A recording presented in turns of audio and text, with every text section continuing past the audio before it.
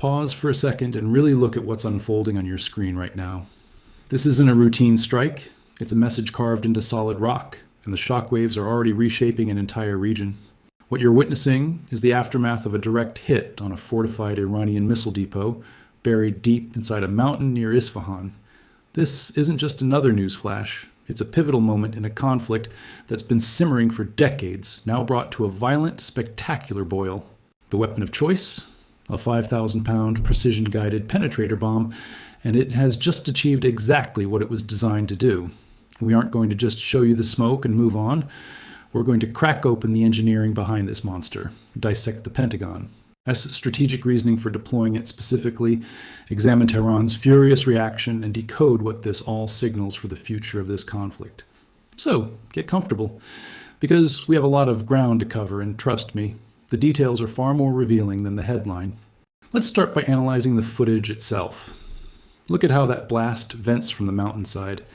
It's not a single instantaneous flash. It's a prolonged rolling eruption that continues to belch fire and debris long after the initial impact. This sustained ignition is a critical signature. It's not just a bomb going off, it's a chain reaction. This is physics at work. When a penetrator warhead plunges to the correct depth inside a reinforced bunker before it detonates, the explosive energy has no easy escape route. Trapped by millions of tons of granite and concrete, that energy becomes a pressure cooker, seeking out every fissure, every ventilation shaft, and every tunnel entrance. The result is this: a continuous venting that looks less like a bomb and more like a volcano awakening. If this facility was truly a storage hub for ballistic missiles, and military intelligence suggests it was, then the secondary explosions are likely the sound of propellant and munitions cooking off one after another. It's the sound of the mountain digesting its own contents. The specific munition used is reportedly the GBU-72, also known by the Air Force as the Advanced 5K Penetrator. Weighing in at a staggering 5,000 pounds, this is a precision-guided bunker buster that has been in the U.S. arsenal since about 2021.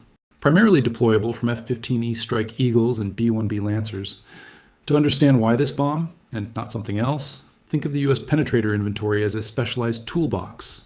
At the absolute peak of the scale, you have the GBU-57, the massive ordnance penetrator. This is a colossal 30,000-pound beast that only a B-2 Spirit stealth bomber can carry. It's the ultimate solution for targets buried under mountains of solid rock, the kind of city buster used in the opening stages of this conflict. Below that, you have the 2,000-pound class of weapons, like the BLU-109 warhead fitted to a JDAM kit. This is a solid, reliable option, but it has a definitive ceiling on the thickness of rock and concrete it can effectively defeat. The GBU-72 is the critical middleweight, purpose-built to fill a strategic gap. It provides commanders with the capability to punch through serious fortifications without the logistical headache and operational risk of a B-2 sortie. Iran's entire strategy for decades has been to build facilities that could survive a 2,000-pound bomb, betting that the U.S. wouldn't commit its most expensive assets to every single target.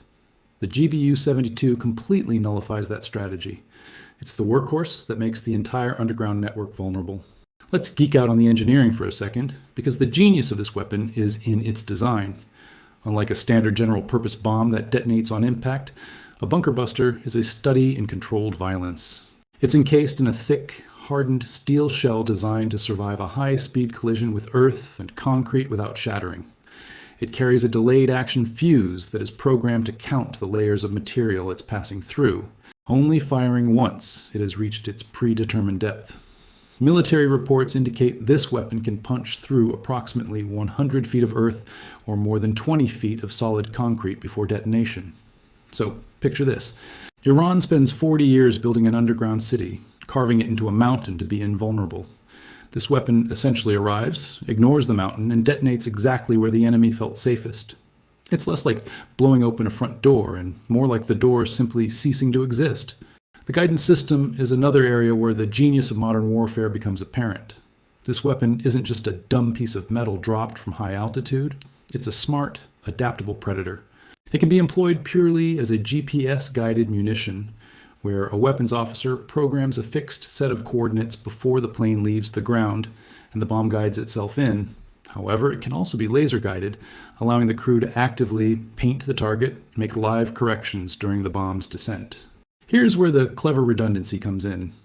If that laser guidance is broken by cloud cover, smoke from previous strikes, or evasive maneuvers, the bomb doesn't go dumb and miss. It automatically reverts to its last known GPS coordinate and rides that in. This makes it incredibly forgiving of the chaos of a real combat environment, and is a feature only a weapon designed by pilots who've seen combat would include. That's a crucial difference. To fully grasp the significance of this strike, we need to place the GBU-72 in its proper historical context.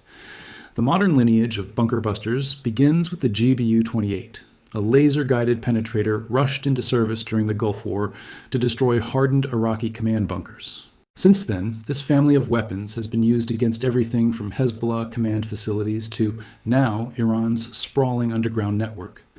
The GBU-72 is simply the next generation of this concept, a direct response to the enemy building deeper and deeper defenses. Every time they dig deeper, we build a bomb that goes deeper still. This constant push and pull is the entire history of underground warfare in a single sentence. It's also crucial to understand that this isn't the first time the GBU-72 has been used in this conflict. Earlier Central Command reports indicated its use along Iran's coastline near the Strait of Hormuz, targeting hardened sites hiding coastal defense and anti-ship missiles. These missiles were a direct threat to naval and commercial shipping. So we're not just looking at a one-off headline. This is the continuation of a systematic campaign. The target set has just evolved from coastal batteries to the inland ballistic missile production and storage network. Same weapon, same logic, just a different part of Iran's military infrastructure being dismantled. So, why use the F-15E Strike Eagle for this mission? This is where logistics meets strategy in a beautiful way. The Strike Eagle is a dual-seat fighter bomber with the power to carry a heavy 5,000-pound payload and the maneuverability to fight its way into and out of hostile airspace. This speed of response is everything. If intelligence confirms a high-value target, commanders don't have to wait for a B-1 bomber to fly in from Diego Garcia. F-15s, already forward deployed in the region, can be armed and airborne within minutes. They can hit the target, confirm the strike, and return to base before the enemy has fully processed what happened. Now, let's shift our focus to Tehran's response, which is predictably vitriolic. Iranian leadership is characterizing the strikes as reckless and aggressive, warning that such actions will reset the board and promising that the world will see a different Iran. We need to peel back the rhetoric to see the reality underneath. The complexes being targeted are the very heart of Iran's ballistic missile program, the stockpile it has spent 4 decades and billions of dollars building as its primary deterrent. Every strike isn't just property damage. It's a direct hit against the bargaining chip Tehran relies on. So when you hear defiant language, understand it's coming from a position of weakness, as their key assets are systematically erased. It's not all talk, however. The IRGC Navy has once again declared the Strait of Hormuz closed, threatening any vessel attempting passage, and they attempted to make good on that threat. Under the cover of darkness, they launched a pair of attack drones at a tanker. Here's what happened next. The U.S. Navy and Air Force, working in tandem, intercepted both drones before they could reach the vessel. The ship continued on its way, one of hundreds moving through the strait in protected corridors daily. A blockade you can't enforce is just a threat in the wind. While Iran shouts about closures, the U.S. Navy and its partners keep the flow of global commerce moving. There's a world of difference between making a threat and being able to back it up. Right now, that gap is visible for all to see. Consider the purpose of such a blockade announcement. It's designed to panic shippers, drive up insurance premiums on tankers, and cause global energy markets to react, all before a single ship is stopped. That's the theory.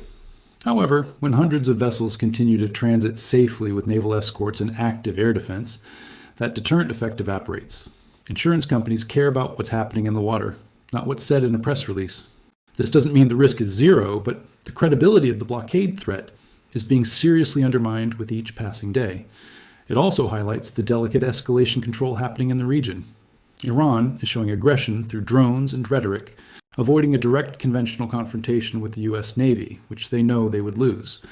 The U.S., in turn, is responding defensively by intercepting threats without triggering a broader offensive. Both are trying to make a point without losing control, a balance that could shatter if a future attack actually finds its target. On the diplomatic front, things are just as chaotic. President Trump posted on Truth Social, suggesting a deal to end the war was imminent and that terms had been agreed to by Iran's top leadership, expecting a signing over the weekend. Within hours, elements of the Iranian government pushed back, denying any agreement. This isn't necessarily a contradiction. It's a fascinating symptom of a deeper issue: fractures within the Iranian leadership itself. You have factions that are desperate to sign a deal to stop the bombing, and others who are unwilling to admit defeat publicly. When one part of a government negotiates a way out while another denies it exists, it's the sign of a leadership under immense pressure, its internal seams starting to burst. Trump also criticized Iran for leaking distorted terms to the press, calling the actions dishonorable and making it clear there's no trust left. He also slammed the drone attack near the strait as completely unacceptable and demanded Iran get its house in order. Now, I want to address something important because corporate media will try to frame this administration's campaign in the bleakest light possible. We've seen that pattern for months, but the operational picture on the ground tells a different story. Central Command has stepped up enforcement in the strait, intercepted threats, and kept commerce moving safely. That's not the narrative you'll always see in the headlines, but it's the reality on the ground. This is why channels like Winds of Thought exist, to provide that clear, unvarnished view of what's happening. Let's take a closer look at the target itself, because seeing the terrain helps everything click into place. Zooming in on Isfahan, Iran, we can see it's an entire underground missile city, dug directly into the mountainside on the outskirts of the city. Overhead imagery from earlier construction phases reveals a sprawling complex with separate warehouse structures, dedicated storage bays, and access roads designed to feed vehicles into tunnel entrances. This facility was built from day one to house ballistic missiles deep enough that conventional air power couldn't reach them until now. The entrances are deliberately hardened and unremarkable, blending into the rugged landscape. It's a deliberate strategy to spread out multiple entry points so that missiles can be wheeled in for storage, rolled out to a launch position, fired, and then retreated back underground before retaliation can hit. Multiple points of exit mean multiple avenues of survival. This is the same logic North Korea uses along the DMZ and Hezbollah used in Beirut. It's a patient, generational strategy to bet that no adversary is willing to spend an unlimited number of expensive weapons on every single entrance. And it worked, until the GBU-72. This also means Iran is now incentivized to build decoy sites to waste precious American munitions on empty holes in the ground. This is why intelligence, surveillance, and reconnaissance are just as important as the bombs themselves. The weapon is only as good as the targeting data behind it. Right now, we are watching Iran's decades-old underground strategy get dismantled in near real time. Here's the tactical problem Iran is facing. Their missile reserves aren't sitting exposed on a launch pad. They are buried in what is believed to be one of the largest missile assembly and production complexes in the country. It was engineered over 4 decades to survive a sustained conventional bombing campaign. It was built by people who studied air power's capabilities and limitations and spent decades trying to stay one step ahead. Reports indicate this general area has absorbed nearly 20 separate bunker-buster strikes from B-2s, B-52s, and F-15Es. Yet, there are still accounts of missiles rising from those mountains the following morning. Why? Because the storage depth reaches far beyond what earlier strikes could touch. To end the threat, you have to go deeper than the entrance, and that's the gap that GBU-72 is closing. If you look at the sequence of this campaign, a logical pattern emerges. Early phases targeted radar and communication to blind and deafen Iran. The next phase was command and control to sever the nervous system. Now, we are watching strikes move specifically into ballistic missile production and storage, the actual muscle of Iran's retaliatory capability and leverage. This is not a random sequence. It's a campaign designed with an endpoint in mind, to strip away Iran's options and force a decision. That decision might come from exhaustion, from leadership fractures, or simply from running out of missiles to threaten with. So, what does Iran actually want? And what is the US trying to achieve? For Iran, it's about money to rebuild the infrastructure being destroyed, and a strong desire to keep as many ballistic missiles off the negotiating table as possible. They know the US is drawing a hard line around the nuclear program, so the fight over the missile stockpile is the quieter, but arguably more important battle. That missile stockpile is the insurance policy for everything else: their nuclear ambitions, their drone program, their leverage over the Strait of Hormuz. Take that stockpile away, mountain by mountain, and everything else Iran is trying to protect becomes exposed. That's the real stakes in these strikes. Before we wrap up, let's look at the bigger picture beyond this single theater. The Senate Armed Services Committee has advanced legislation to establish a new combatant command specifically for robotics and autonomous systems. This is a huge signal that drones, autonomous systems, and AI-enabled platforms will only become a larger part of future conflicts. We're already seeing hints, like reports of an autonomous drone boat assisting in a helicopter rescue. A dedicated command means resources, doctrine, and career paths are about to scale up in a way that will shape the next decade of conflict.